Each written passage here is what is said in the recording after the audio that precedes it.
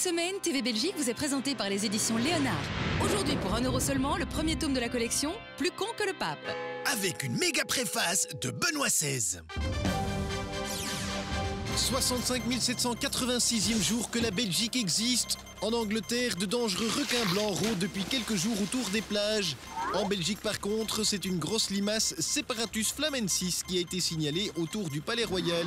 N'oubliez pas, c'est aujourd'hui lundi, il y a donc grève des trains. Demain, c'est mardi, il y aura donc grève des techs.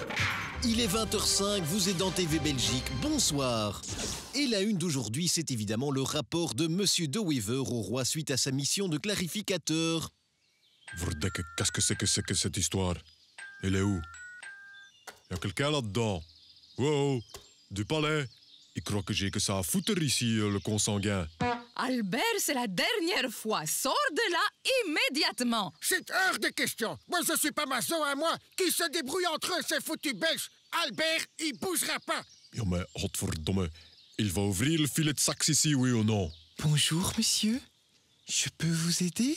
Oui, j'ai rendez-vous avec votre papa. Ah, mais je ne l'ai pas encore vu aujourd'hui. Et vous venez pourquoi? Bon, comment ça, je viens pourquoi? Je viens remettre mon rapport de clarificateur. Ah, vous êtes clarificateur. Mais je me demande pourquoi papa vous a fait venir. On vient de refaire la toiture. Non, mais il est vraiment con, lui. Potverdik, je suis Bart De Wever, président de la NVA. Ça te dit rien? De Wever? Oui, ça me dit quelque chose. Vous ne faites pas un peu de politique après vos heures, par hasard? Non, d'un plate cerveau-là. Darwin, il est pas passé par ici, hein? Figurez-vous que j'ai un ami socialiste, et c'est dingue, il vous ressemble assez fort. Mais te veux bien, oui? Mais c'est pas vous, hein? Il a un accent beaucoup moins wallon. Bon, ça va aller, oui. Dis, en attendant, papa, tu veux pas jouer un peu avec moi? On pourrait jouer au roi et au chevalier noir. Ça devient n'importe quoi.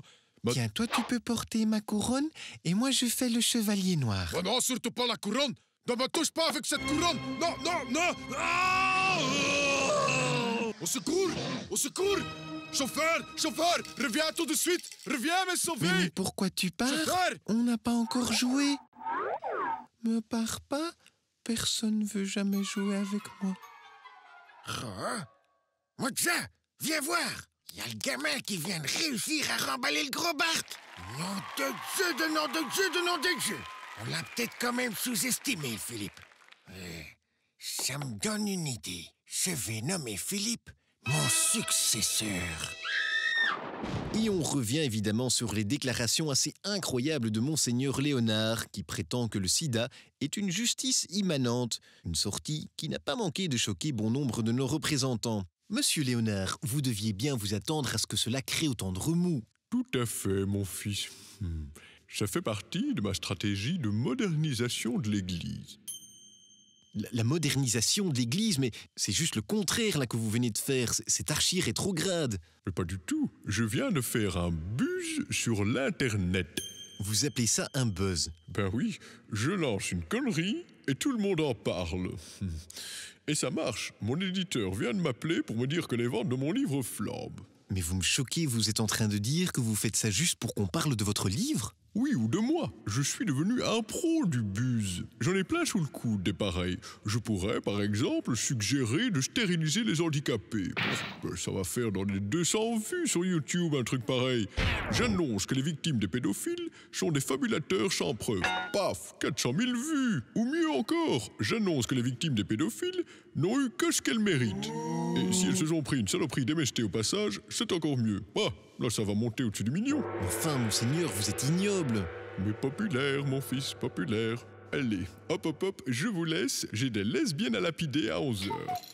Bon, qu'est-ce qu'on dit? Bonne lapidation dans ce cas-là? Allez, on revient les pieds sur terre. Avant de nous quitter, on me demande de vous passer ce message du président du Conseil européen, Herman Van Rompuy.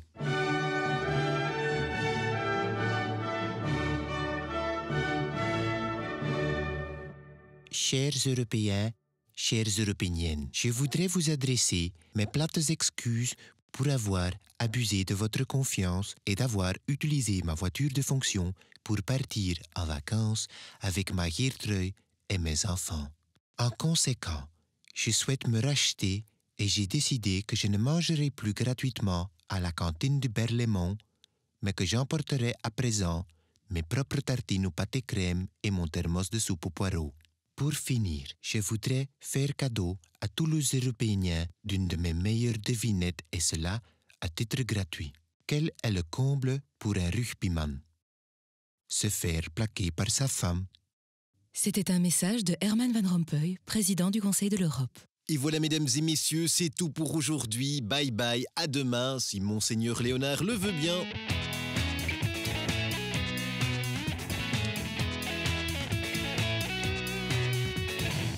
Regarde, je t'ai fait un dessin.